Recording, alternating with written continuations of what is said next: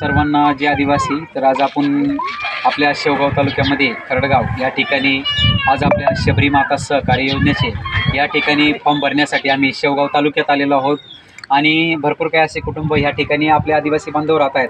तर तुम्ही ह्या झोपड्या बघू शकता की गेल्या काही वर्षापासून या ठिकाणी राहत असताना यांना आतापर्यंत घरकुलाचा याचा लाभ अजिबात मिळाला नाही आणि कुठली बी सरकारी योजना त्यांच्यापर्यंत पोहोचत नाही.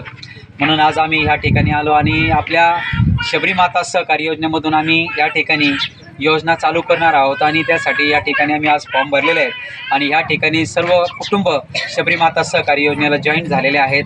आता थोडेसे इथं काय झालं की एक ताई वारल्यामुळं सर्वजण मौतीसाठी गेलेले आहेत. तर आम्ही ह्या ठिकाणी दर हप्त्याला शेवगाव तालुक्यात येणार आहोत.